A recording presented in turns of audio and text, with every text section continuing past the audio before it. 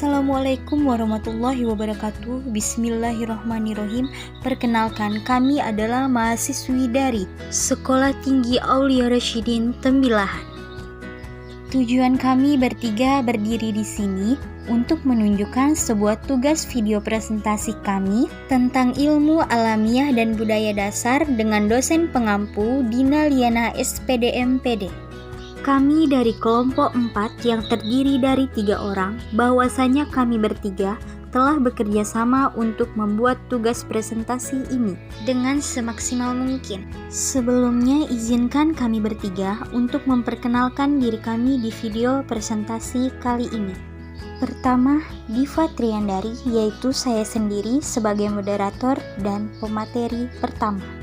Dan yang kedua, Arini Hidayatin sebagai pemateri kedua. Dan yang terakhir, Yesi Ira Hermayeni sebagai pemateri ketiga. Sebelum kita memasuki materi per materi, kami ingin menyampaikan semoga di video presentasi kami kali ini kita semua akan mendapatkan ilmu dan pengetahuan yang lebih luas lagi, baik bagi pembaca maupun pendengar. Dan tak lupa juga kami berterima kasih untuk Ibu Liana selaku dosen mata kuliah Ilmu Alamiah dan Budaya Dasar dan audiens yang telah memberikan kesempatan kami untuk menampilkan video tentang ilmu alamiah dasar yang berjudul Keanekaragaman Makhluk Hidup dan Persebarannya. Biosfer dan makhluk hidup. 1. Biosfer. Biosfer merupakan lapisan kehidupan yang ada di bumi di mana makhluk hidup tinggal dan melangsungkan hidupnya. Biosfer terdiri dari 3 lapisan, yaitu litosfer, hidrosfer, dan atmosfer. 2. Makhluk hidup.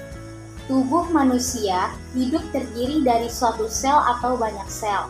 Sel merupakan satu unit kehidupan. Sel tumbuhan dan sel hewan secara morfologi berbeda-beda. Suatu benda juga dikatakan hidup sebagai makhluk hidup bila memiliki ciri-ciri. 1. Melakukan pertukaran zat atau metabolisme, ada zat yang masuk dan ada zat yang keluar. 2.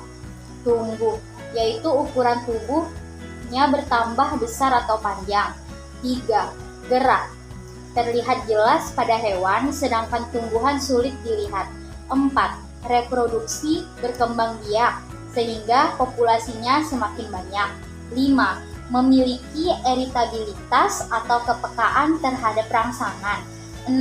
Memiliki kemampuan melakukan adaptasi terhadap lingkungan.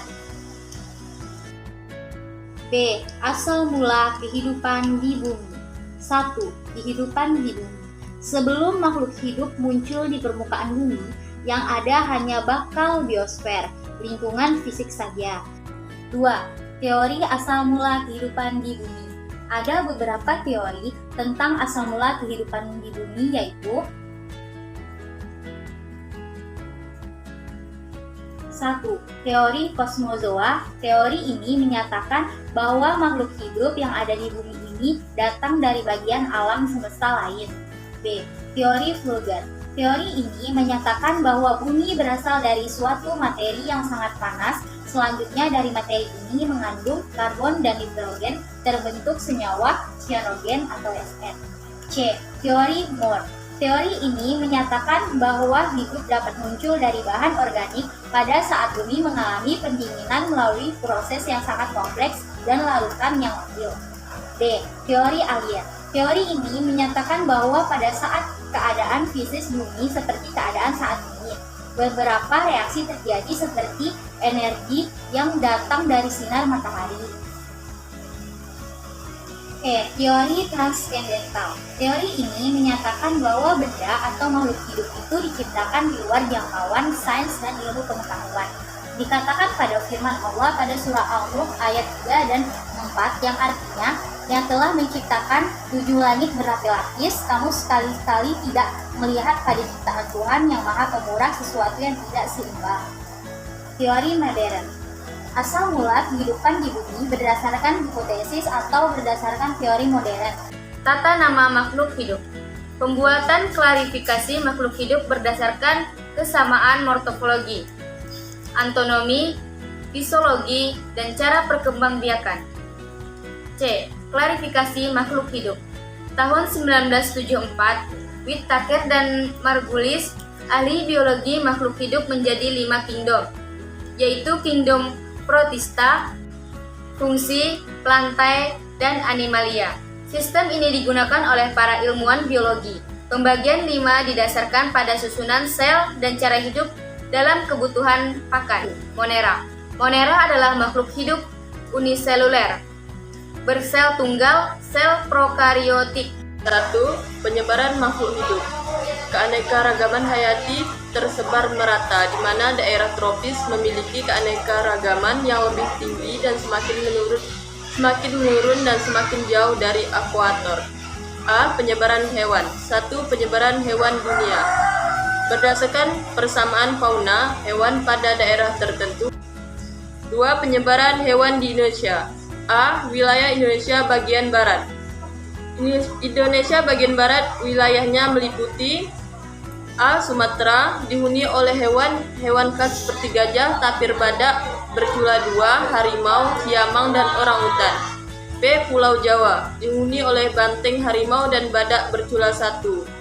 C. Kalimantan, dihuni oleh badak bercula 2, macan tutul, orangutan, beruang, dan era bertudung panjang. B.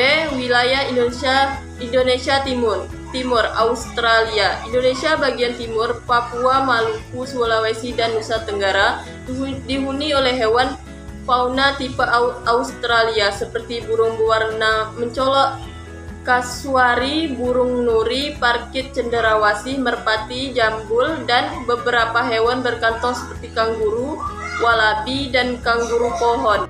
Berdasarkan kemampuan adaptasi tumbuhan, terdapat 3 bentuk vegetasi utama, yaitu 1. Vegetasi daerah rendah. Yang kedua, vegetasi daratan tinggi. Yang ketiga, vegetasi gunung atau monstrum. 4. Sejarah perkembangan manusia. Sejarah perkembangan manusia dimulai sejak ditemukan fosil manusia purba permanusiaan.